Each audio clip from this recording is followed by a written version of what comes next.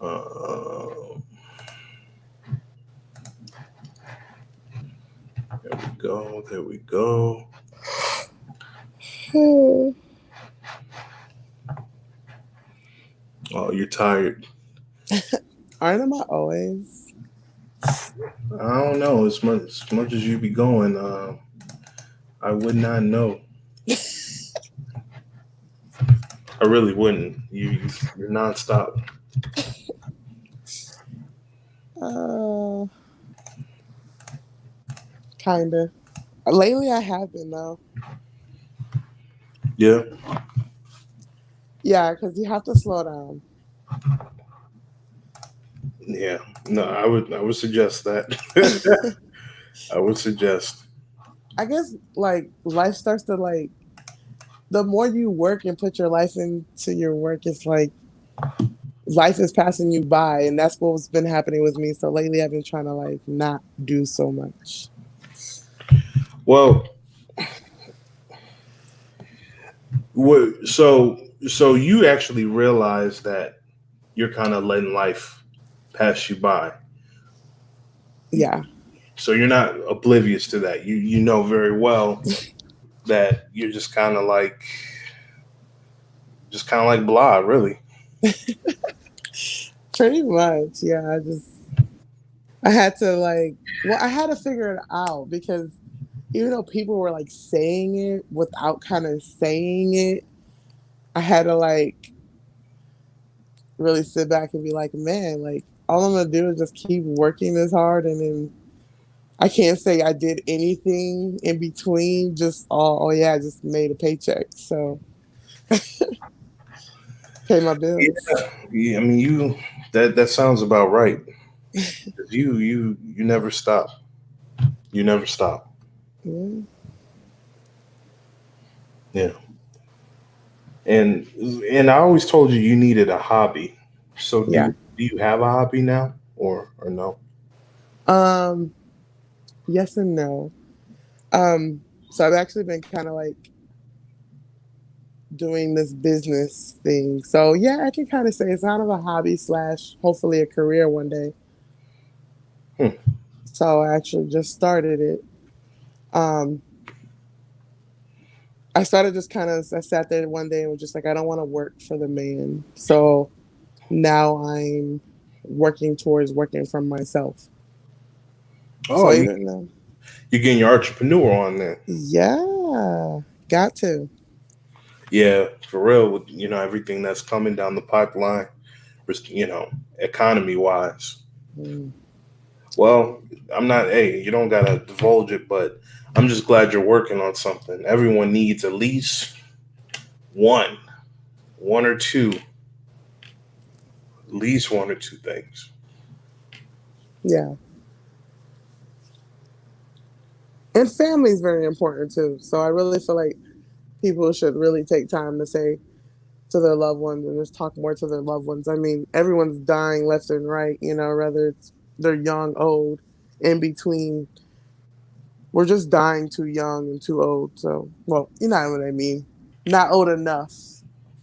So, people are dying in their 40s and 50s when they should be living another 40, hopefully 50 years, and they're dying way before that even reach that mark. And I just feel like people need to work on that too. So that's another thing I've been working on is staying, hanging around family more. Hmm. Um, it seems like you always hang out with your mother's side of the family. Are you now hanging out with more of your father's side of the family? Yes and no. I have been hanging around more of my dad's side since he's passed away. Yeah. We've been more in touch. So trying to get to my roots of my African American side, unfortunately. Because it's there for sure. Yeah, for sure. And it's way different than I would imagine. And I'll tell you what, it's more different than what everyone's not what people predict African Americans to be. It's really not. And I can say that because I am an African American, but I was raised by Mexicans. So it's kind of like, you know, I Yeah. was put in that predicament where I can see them technically from the outside and get to know them. And it's like, just because the way they talk or the way they dress, that's not how they are. That's just how they were raised, even though they're not the way they seem they are. So, So, being an African American raised by a Mexican, like, what did you? I guess my question is, what did you learn growing up? Like, how did you view your other side from that Mexican point of view? Like, how did Mexicans feel about black folks? they were racist. Uh, I was the only African American for a while in my family, till I was about 8 or 9 years old. So they were really racist for a while. I wasn't accepted. Um, and then we started having more diverse family coming on around, and they started to accept me more. And now they adore me. Everyone sees me and they adore me so much. And I don't know if it's like a guilt thing or if it's like they really just love who I really am after they got to know who I was. So I'll never know, obviously, but Yeah. Now, see, that's weird too. Well, I mean, I guess I get it, but I don't know, man. Why are we so despised by everyone, but yet loved for what we do? mm, I don't know. I don't know. it's more of a, but it's more of a skin tone thing. It's more of a, the way that the system or the way you were raised, that they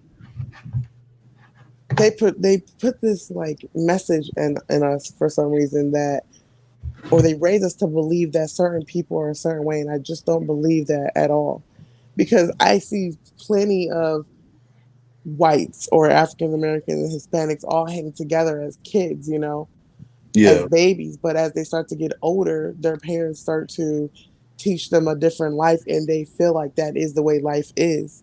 And then when they realize, like I had to realize, I always thought I wasn't good enough. I didn't know what was wrong with me for the longest as a kid. And I had to realize that it wasn't me, it's the people who around me who gave me that impression, something wrong with them. And we have to realize that. Mhm. Did you ever feel like? I mean, I imagine that growing up surrounded by Mexicans. Not that it could be anyone, Mexicans, Indian, whoever. When you are the mixed child, grown, raised by one side of the family that isn't black, did you ever feel like lonely, or did you always feel like part of the family? Like, what was that for you? Well, you had some family members that accepted me for who I was, but then you also had other family members that didn't. So when we went to like bigger family events, I always felt kind of lonely. And Mm. that was only because in the bigger events, you get to meet more of the elderlies who were there who are racist. And then you met the ones that wanted to impress them. And then they didn't want to speak to me against them. So they Really? had to fall in line. So, but then you also have my loved ones when we weren't at big events, because we didn't have those a lot, but we had them more, than a usual family. Right. Um, it was nothing but love. I have always been accepted by certain members of my family, and still to this day, I adore them. And if they ever needed anything or I needed anything, they're always there. So I appreciate that. But don't you think it's interesting that growing up and kind of being lonely and kind of being singled out, you actually happen to be the most successful one out of all of them? Yeah, It, won't he do it, man? yeah, God is interesting like that. It reminds me of the adage, "The least shall be the greatest," and he really takes people that have been through it and he really transforms them or realizes them into who they that amazing person that they are deep down. So I like what he did with you. Thank you. Yeah. I think also feel like everyone has to take their own negative life experiences and turn them into a positive, because dwelling on them is making you a bitter person and the person that you do not want to become, because you end up like them. So instead of using that negative energy, just take it as a positive and go. You have to keep going, because stopping and dwelling and trying to go back and forth, it's not going to do anything but waste time, energy, and just make you always miserable. Mm, yeah, I can imagine that. So, hmm, hmm, that's But you interesting. would think that growing up African American in a Hispanic family would be, obviously wouldn't be that bad, because our skin tones are, some of us are darker, lighter. But You would think. yeah, you would think. But then I also grew up where I with gay family members. I'm not against anyone that's, like that, because I have aunts and uncles that have been like that for like 30, 40 years. So they've always known. But you would think that that would be more frowned upon back in the day than being African American in a Hispanic family. But it wasn't. Well, Yeah, pretty odd. I always initially I found that to be odd, but after like talking to people and getting to know different people, like for instance, like the Dominicans and that whole situation where in anywhere in Latin America or in the world, it's usually the lighter people. They got the white blood in them. They're always treated better or raised to the highest parts of society, and you got the darkest people at the lower economic. And it's just like, wow, why is it got to be? Why does that classism and why does that colorism even pervade? And you think about it, and it's not, the people don't even realize it, or the people do realize it, and they're like, let's be the closest to whiteness is the greatness, and it's just weird, you know. Right. Like if you look at any of these countries, and I can say this without, you know, really any substantial um, I don't got a link or anything, but look at all the leaders of all these countries for the most part in the Hispanic world, Latin world. They all look like white people. You know what I'm saying? They're the whitest of their country. Like they're the lightest people of their country that always look and emulate whiteness. Look, you know what? Let me put my money where my mouth is. Let me see. Let's see what Mexico's president looks like.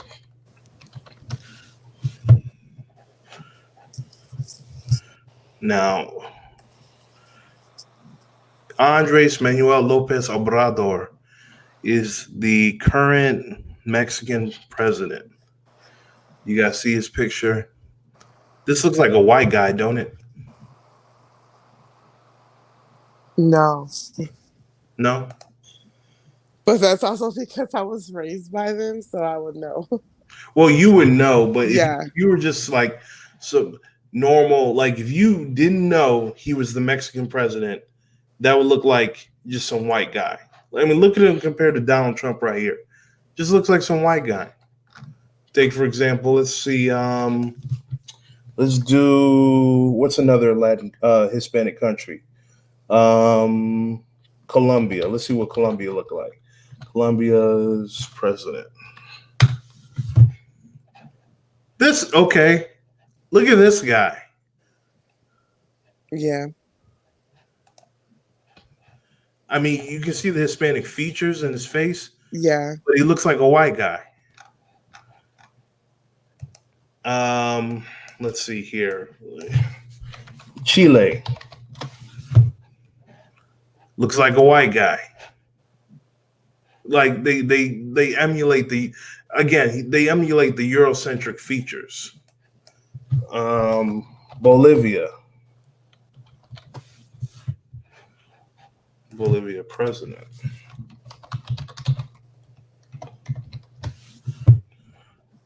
Well, she looks ethnic, but Yeah. they always got that blonde hair, don't they? Them motherfuckers. Hold on, Brazil. Okay, Brazil president. Looks like a white Mm, guy. Now let's take a look at the average Brazilian. Average Brazilian.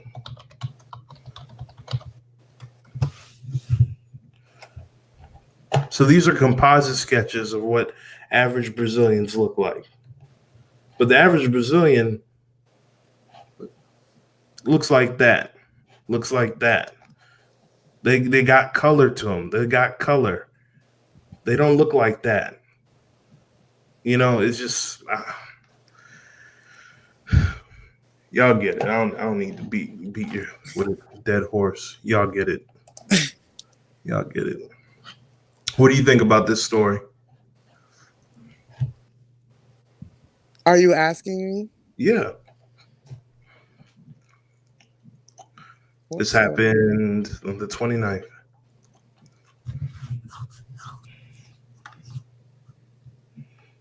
I mean, that's the headline anyway.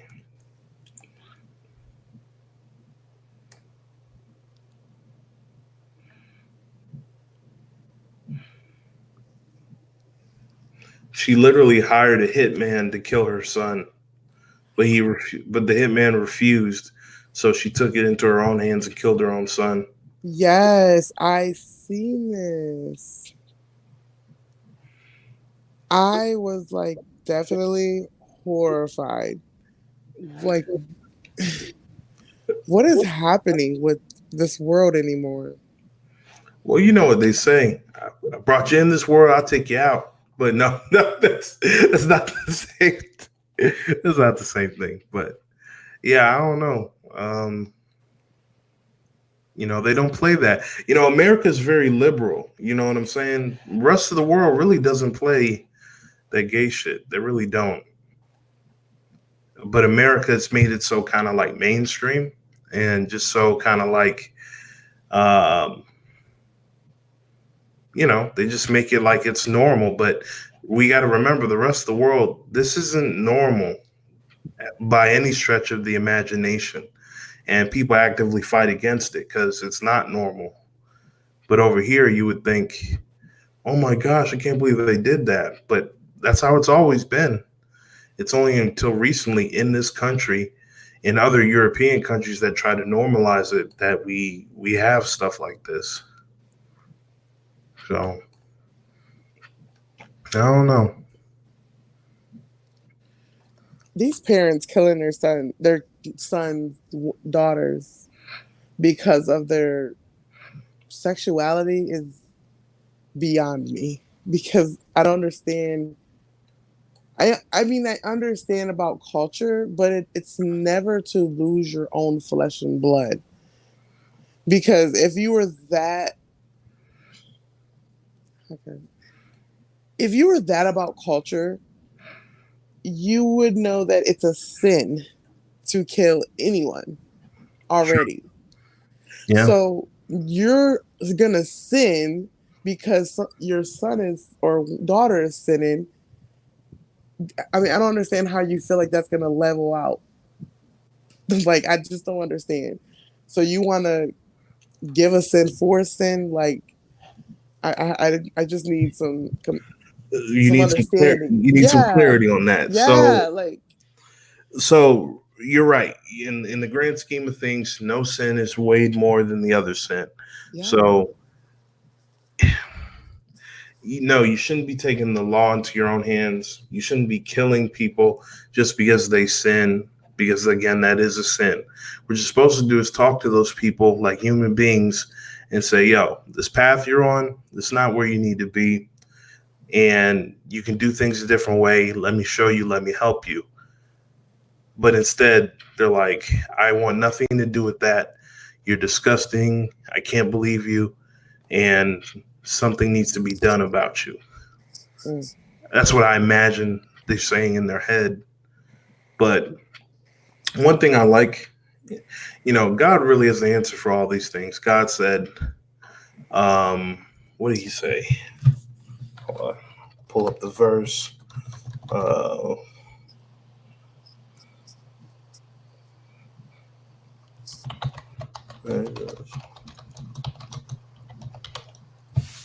okay. Romans 12:19. All right.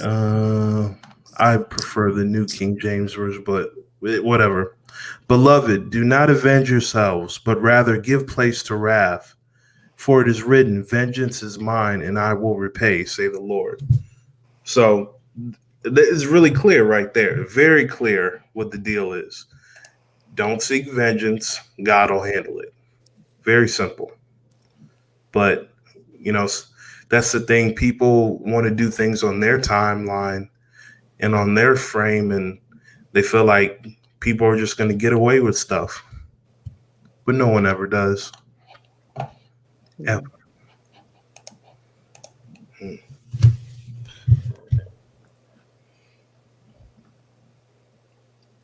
What? HIV positive sperm bank opens in New Zealand. Why would that defies logic?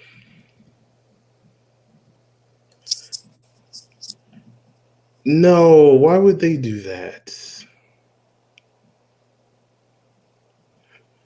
The world's first sperm bank for HIV positive donors has launched in New Zealand, aiming to fight the stigma surrounding the illness. The 3 HIV positive men have already signed up to donate, all of whom have undetected viral load. This means the virus levels in their blood are so low that HIV cannot be transmitted through sex or childbirth. Sperm Positive was launched by 3 charities ahead of the World AIDS Day on December 1st. Body Positive New Zealand AIDS Foundation and Positive Women's. Would you ever, and it's okay, yes or no, whatever way you want to do it or say it, would you accept a donor that was HIV positive for his Never. Never in a million years. I don't care what scientific information they have behind it. It's impossible. Right.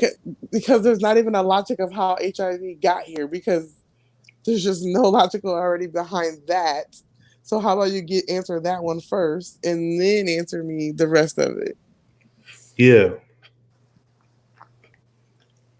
Like, what happens if the baby like develops or has AIDS, you know what I'm saying? And somehow gives it to you because of the blood. I mean, I get what they're trying to do. They're trying to say, hey, you guys can donate sperm. You're not a leper or pariah, but that's a bit much. Well, I actually know a gay couple, Mm-hmm. unnamed obviously, that of course he is HIV positive and they want a kid. And they do have where he has to go to a doctor, they put the sperm in a cup, and then they supposedly separate like certain parts of his sperm. It's so weird.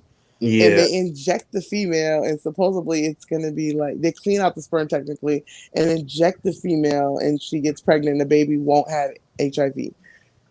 So they're literally taking HIV out of sperm. Okay. Supposedly. It's like a cleaning bank for sperm. And I don't understand that, because if you guys have the technology to clean sperm to inject, how come you can't get rid of sperm? I mean, get rid of HIV. Exactly. I just have questions about that. Like, something is not adding up to me. So that's why I'm just like, this is always something I don't like to touch, because it's like, at that point it becomes like government. Right. It's funny how all these things lead back to the government. Ain't that funny? It's like, oh man. Doesn't make sense. And they're like, it costs like thousands of dollars for them to do this. So practically you have to have money to get your sperm clean from HIV to have a baby. Right. Yeah, I'm not too down for that. I mean, let me get your take. Where do you think AIDS came from? No, no bad. In all honesty, in all Yeah, honesty, the government. Because there's just no way. I just need to know how a virus that has to come in contact, that is in your body, that is killing you. I just want to know how it started. But if you look at the factors behind how you get it and how it started in your body and turns into AIDS or whatever they say happens, I don't want to get into that because every time I even think about it, it just makes me sick. But there's just no way it just started in one person and that one person just traveled throughout the whole entire world and just started giving this to people. right. It just doesn't add up to me. No, There, there's too many people with AIDS and HIV. So many people. And then you know what they try to say is it starts in Africa. they always try to put that on us, don't they? If you look at the history, they say it came from Africa. And so you're telling me black people, sorry, African American people Oh, have oh, started HIV. So we yeah, just randomly gave everyone HIV. Okay. yeah. They were trying to say that Africans were the ones. Now, how does they? First, they were saying. You ever remember as a kid they said HIV came from Africa because Africans were having sex with monkeys. You ever remember? You ever remember that? Oh my You remember God. that shit? Yes. And first of all, I'm like, they're not having sex with monkeys because bestiality isn't even a practice like that in Africa. We're pretty stringent, man. We don't induce or endorse homosexuality wholesale, or bestiality, or pedophilia. So that's definitely not a earmark of African culture. Mm. Now, and so you're saying that because Africans were having sex with monkeys, it somehow got into the booty hole of a gay white man who got into the booty hole of a couple of gay people, and then got into a booty hole of a bi person who then had sex with a woman, and that woman was being frisky as well. And that's how it spread. Come on now. That shit crazy. that shit crazy. It's just, it doesn't make sense. And it's a really, really disturbing topic for anyone, I hope. But if we really just start to sit down and really start thinking about everything going on, you have to start questioning things because Yeah. regardless if you're religious or not, because it doesn't go back to religion, it goes back to where did it really start and where did it really come from?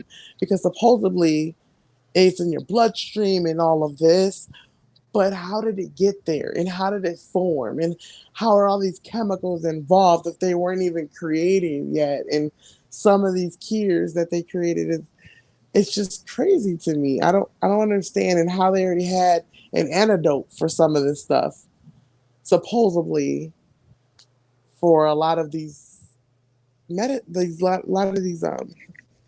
like HIV, AIDS, chlamydia, gonorrhea. I mean, just start thinking about some of this stuff, like herpes. Like now they have certain classes of, I mean, they've been had it, but certain classes of herpes. Like what? Like that is so Yeah. weird. Yeah. It's, and I'm surprised we don't see, well, they say like 1 in 3 people have herpes or some Mm, form of it.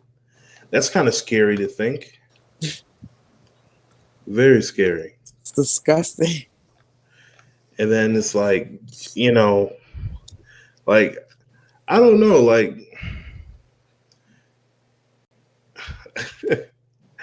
sometimes I got to stop myself, but this is real talk, real people. So say what I want on my profile. Yeah. I would think that eating ass would increase your rate of getting herpes. Mm. You Maybe. would think, but I think they just get a little pink eye and call it a day. Oh, you think that actually makes sense? If there's a rising pink eye, pink eye. That's funny, yo. That's funny. Pink eye.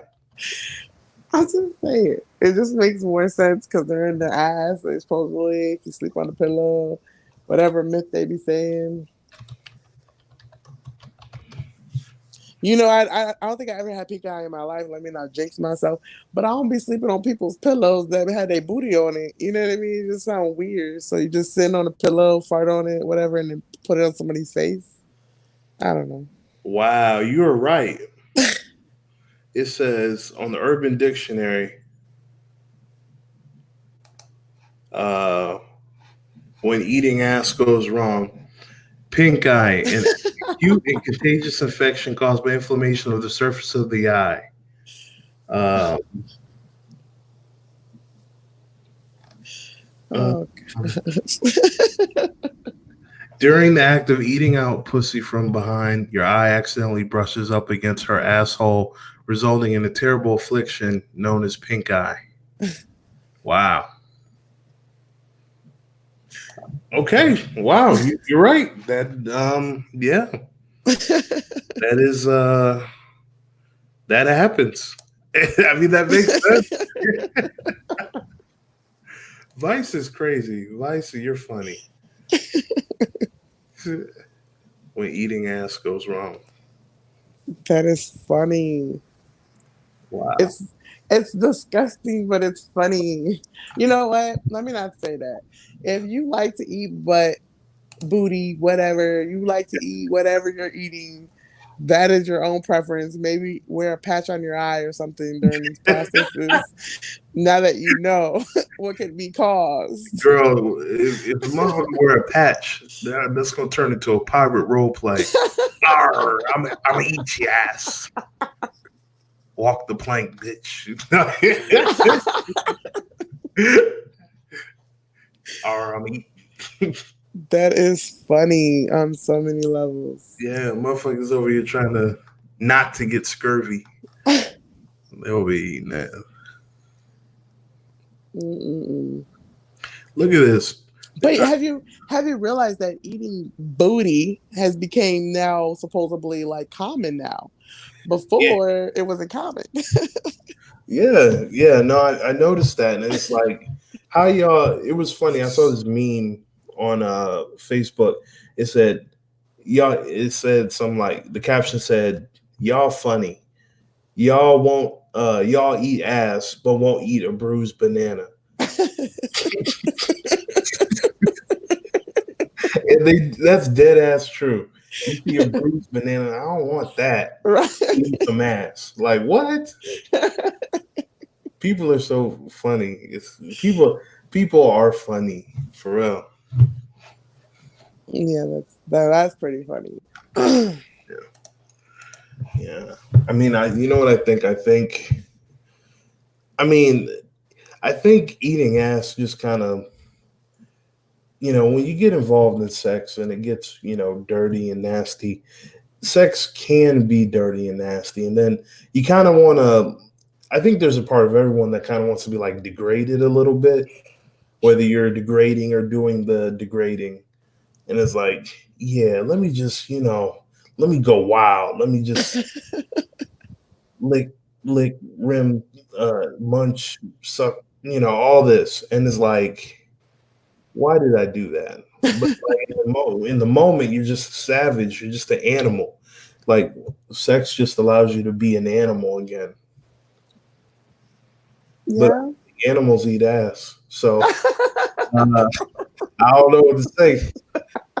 Have you ever seen an animal eat ass? I've never seen it. I've never seen it. I don't think I want to. It's weird on a lot of levels, but I'll take that picture and I'll just go ahead and have the one you just created for me and leave it there. There you go. Like, yeah, you ever be seeing those baboons with the red? Oh, Never mind. I'm joking. But you know, you know what I'm saying. Um, yeah, crazy. you know, it's just so crazy to me that how this world turns because it went from like like sexual sexual stuff in nowadays with these kids, not just kids but everyone, but just the way that it's just evolving is crazy. It's like first you weren't allowed to like put your sex life out there. You were like looked, you frowned upon if you said anything out of line, and then now it's just out there for like the world, and you just talk about it, and it's just like normal. You can actually just have a whole sex life conversation with a stranger, and they won't mind telling you the whole business.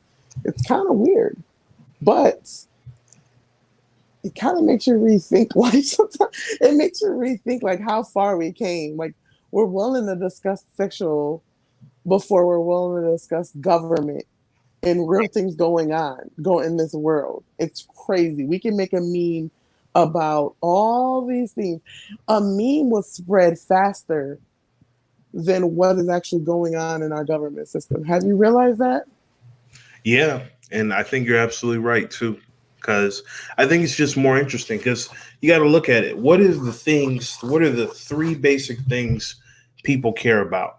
People care about eating, they care about having sex, and they care about having enough money. And Those drama. things. Drama, yeah.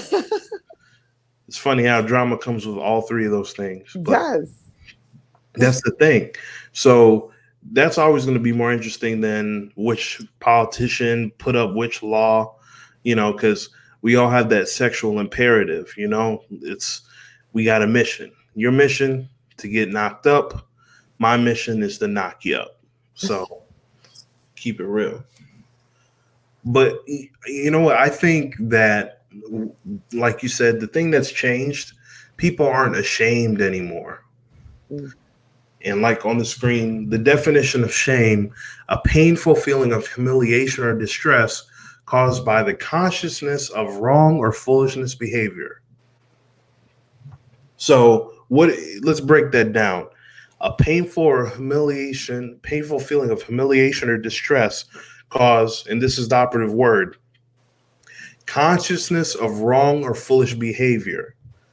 So you're ashamed because you knew what you did was wrong. But what's happened? A lot of the things that used to be wrong in our society are now becoming permissive. And because they're no longer quote unquote wrong, people don't have shame about it anymore. And we see how our society's changed. If you're not ashamed, shame used to keep people in check. Women used to be ashamed to be baby mamas. You know what I'm saying?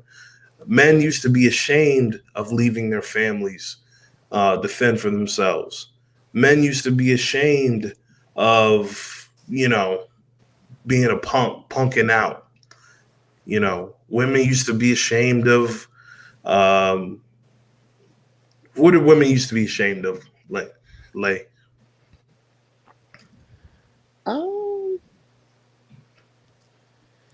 See, but I don't really have shame in my game, so I it's kind knew it. of I tough. knew you were about to say that. I knew that. I almost I'm had a to press it. pretty blunt person, or I'm a pretty out there. I guess more if I was to be like a press like personnel, more shame for women would be more of um I think for women it's more of being like who they are. It's just a personal thing with a woman. Because you have to think we have factors all over of Like, us, of a woman. We really do. We have so many factors in a woman. I'm sorry, men, I'm not trying to degrade them, but a woman has keep it real. more to think than a man. And the reason why I say that is because a man, it's so many factors with that. We're not going to go on that route. But I think a woman, it depends on what type of woman we're talking about. But women face a lot of challenges with themselves, and um, we have to really overcome those on our own because we can't ask a man. We feel like we are, man, I can't really even give you the main characters. It would definitely be a lot on that list. So, where would you want me to give you like three of them? Safety in numbers. That's Uh, I don't know. I couldn't really tell you. I couldn't really break it down without making anyone else feel bad. I wouldn't want to put anyone else on blast. Can I put myself on blast? if you want. Remember, this is real talk, real people. You can say whatever you want. Um, No one can see your face, and no one knows who you are. I feel like for a woman, for me, it was more of my appearance, my attitude, um,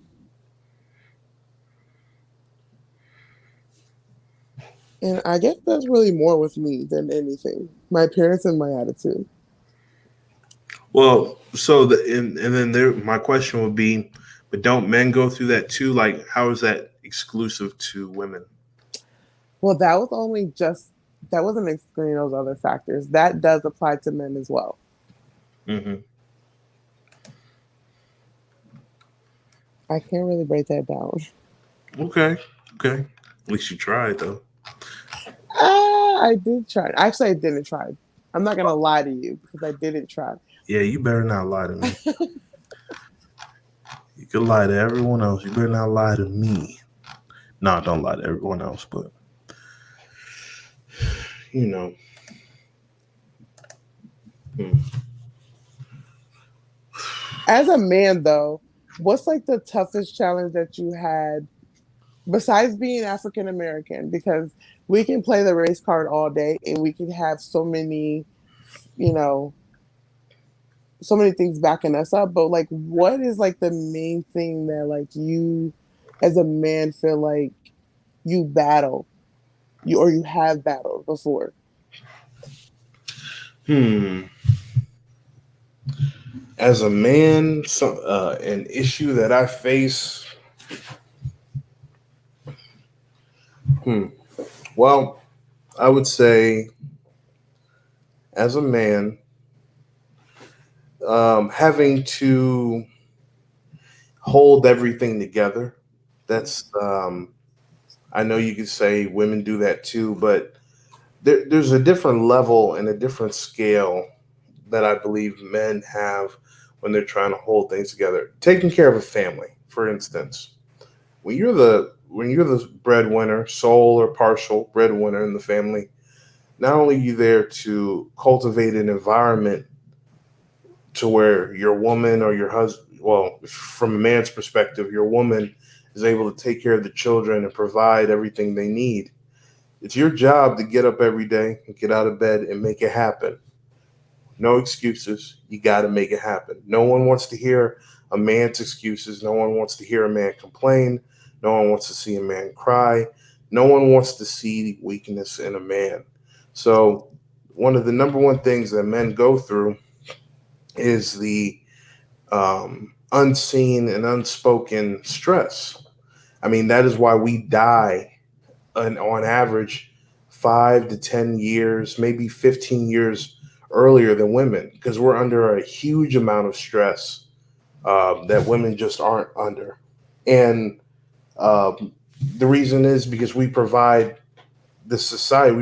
protection. And protection means that men have to be hyper vigilant all the time. That means when you're go to bed and go to sleep and the kids are in bed, before I go to sleep, I'm walking around the house making sure all the windows and doors are locked. I'm the one that's making sure there's no eyes on the uh, stove that are pumping out gas.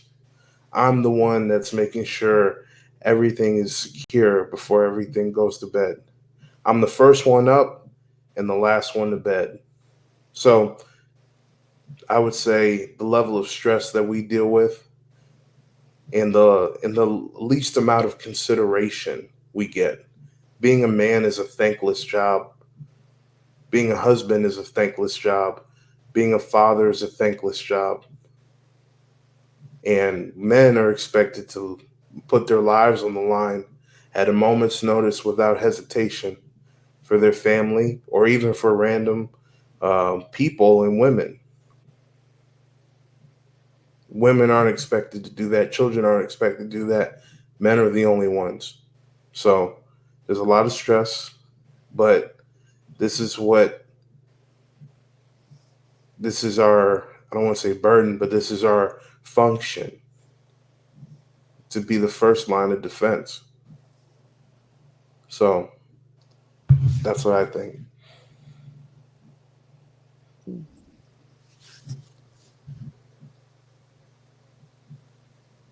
Okay. I like the way you broke it down, though. Seriously, it does definitely put a different type of view on that for sure. Right. Especially for us independent women that kind of just feel like they can do it all. But as to coming to a recent, a recent some that I noticed about myself was you need that man sometimes to guide. You do, Yeah. and it's not really like it's not really a need. It's really more of a preference. Right. Um, because you don't need anything. You know, anyone, men or women, can make it happen. And you got to think now. We have now our um, gay community, and I can use that word gay because I'm sorry, but I love all my gay people. But we now have our community, and I just feel like the way you broke it down for a man, some of them might feel like that as a woman that wants to be or is a man now. You know what I mean? So You mean like trans people? yes, but I didn't want to say transgender because I like to say whatever they want to be because I don't want to. Some of them prefer that, some of them don't, and I just recently learned that myself. So I didn't What, want to. what do- I didn't call them a transgender, but like I said, okay, so I asked them, "Were you transgender?" And they said, "I don't like to be called that or us, in that direction. I'm a man, you know, even though they weren't all the way yet." So I had to kind of rethink what I said. So I don't want to say that, even though we know that's what it's called, but they don't want to be called that. and you know what? I think that's bullshit. And I'm gonna be real. Um, I'm gonna tell you just like they said in the movie, Coming to America.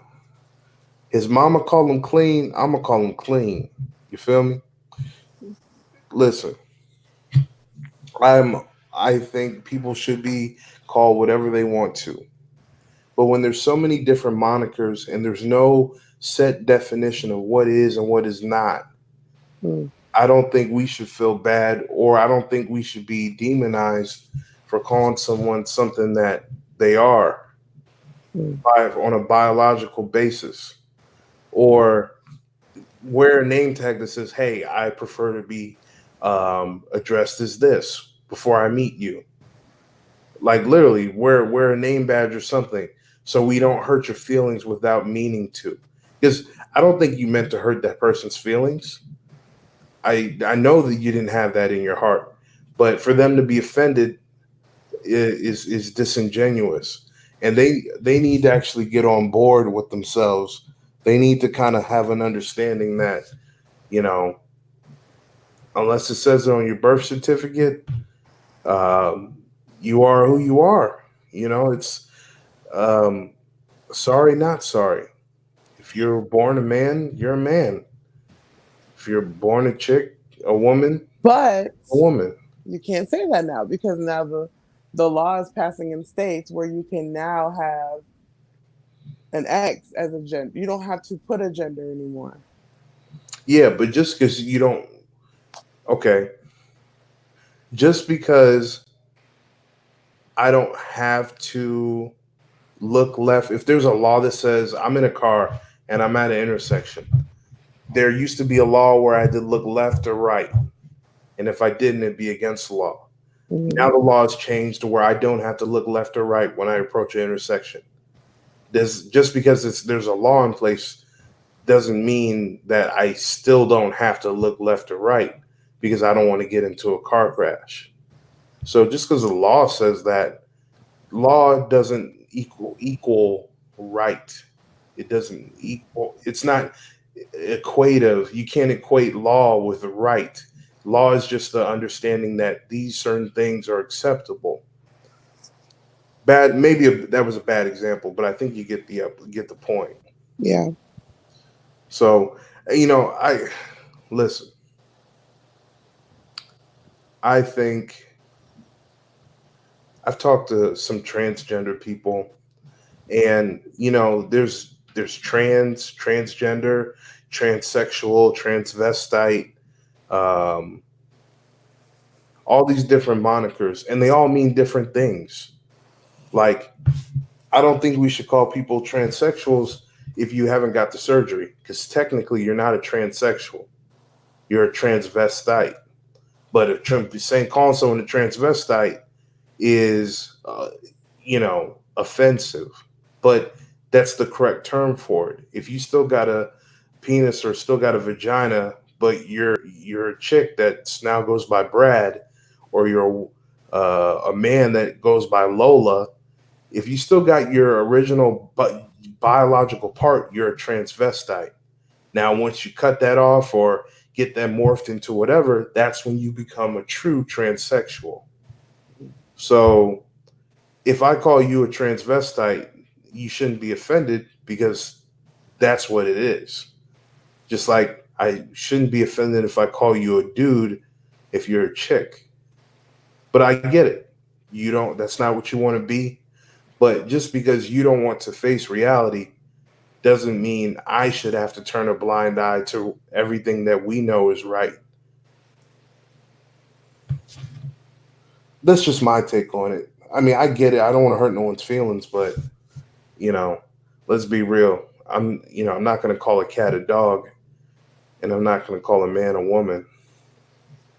Now, if you go through, you got some titties, you go and went ahead and go and get the breast implants, got the ass shots, and the only thing you got is the wang, and you getting rid of that eventually. Okay, fine, I'll call you transsexual. You know, you're putting in work. Going through transition is a very hard thing. It's not easy.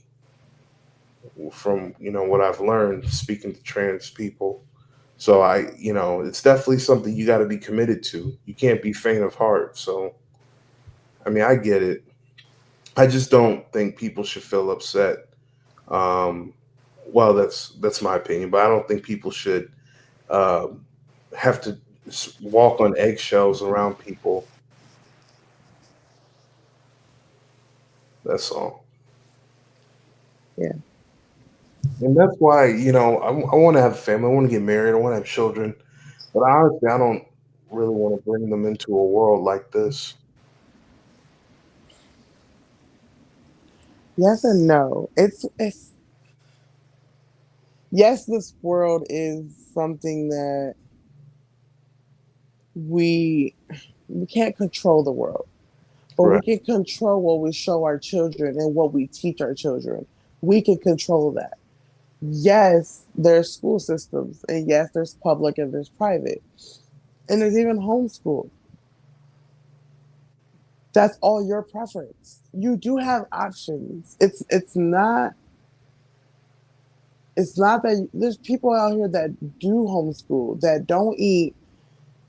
They're vegetarians, and they don't want their kids around certain things or whatever. They're choosing that lifestyle. That's fine. But you have to think about what you're doing to your children by not exposing them to what ifs. There's always has to be what ifs or what is happening. They have to know, because if they know, then they can prevent it. You can stop it before it gets too far. Not saying anything regarding a sexuality or anything. You can at least show them of what other sexuality is so they can know what that is. Because they're going to be put in this world and they're going to think that's okay because you never taught them about sexuality, about that. You can't tell somebody no, but you can guide them and teach them, but you can't tell them. Well, do you think? Well, then, what age do you think it's good to talk to kids about that? Because that's the debate. When do you have that conversation with kids, or should you wait till they're teenagers? You know, that is a good question because there's not, not doubting anyone's children, but there's some kids that are more advanced than others. Right. There's some kids that are 3 years old and they understand like they're an adult. And there's some kids that don't understand till they're 8 years old. So you can't really put a time on it because every kid is different. But as soon as they're starting to understand and they're starting to watch and they're starting to observe, you start that cycle. You start to teach them what you want to teach them. Now, when it comes to talk about sexuality, um, I would teach that right away. The only reason why is because they could be in preschool or they can be in kindergarten and they can see two women, two men, whatever they may see. You want them to be prepared, not in a way that, oh, my daddy told me, my mommy told me, in a way that they understand. You can't go at them how we're talking. You have to go at them in their age, and you have to talk to them the way that you want. But I've done seen kids call, their kids, but they said some kids are so cruel to other kids. And with these shootings and things like that, there's a lot of things going on, but I always feel like it starts at home too. And I know some of it might be whatever government, I understand. But before the government things, I think some of those kids that were real were actually they were hurting and or the kids that killed themselves, God forbid, but they're hurting and no one's understanding these kids. No one's talking to these kids. No one's reaching out. They have no one. So I just feel like start as young as you can with talking to them about sexuality, about bullying, about love and caring, about treating other people with respect, about not leaving people out because they don't have the same skin tone or the same legs or you know what I mean? You have to start early. Kindness starts at home. I have to keep saying that. And I say that to people nowadays. It starts there. If you're going to laugh at someone that can barely walk, your kid's going to follow that lead. If you're going to say ill to a fat person every time they see a sorry guys, fat, whatever, fat person and they're calling them fat and you're laughing about it, they're going to think that's okay to say that in the store. I see statuses all the time on Facebook. Oh, my kid, they have no filter. Da, da. No, you allow that non filter. You allow them to be that bully. And you thought it was funny. So they're going to continue to do it because instead of taking that first action when you have the chance, you're going to wait until it's too late. They're already a bully when you let them laugh at it. Wow. That's my preference of it all. Hmm. And see, I mean, I can see that making sense on some grounds. It starts at home, though. I understand you when people might think your kid might turn out whatever. And some people say they were born that way. Um, I agree. I agree to that, and I know you might not. We have debates about this all the time. But I agree to people are born a certain way, yes, but it's about what you show your kids too. It's about how you allow things in your household. It all starts at home. That's all I can say. Basic ground starts at home. You know what I mean? And if your kids are going to be whatever your kids are going to be, I mean, either support it or be against it, but you have to choose a side right away. You can't wait. That's just my preference. That's just my that's just my thinking of this whole entire situation. So don't judge me. no one, no one's ever judging you. But yeah. And I know you don't really agree to all of it because like I said, we talk, but still, like you have to understand. I know this about the gays thing, and I know you finally got to talk with people, and I'm so happy you finally did because Yeah. I love gay people. I do. I'm sorry, but they're funny. They're blunt. They have a good personality. They actually crack me up, and they're pretty awesome people. And people judge them because of what they want to, what they think they became or whatever. But that's just who they are. You have to love them and move on. We can't dwell on that. That's why I keep going back to that dwelling. People dwell. Keep moving on. Let it go. You're not going to win that battle. Hmm. So people gotta. I see what you're saying. So people got to be willing to, cut their losses and move on.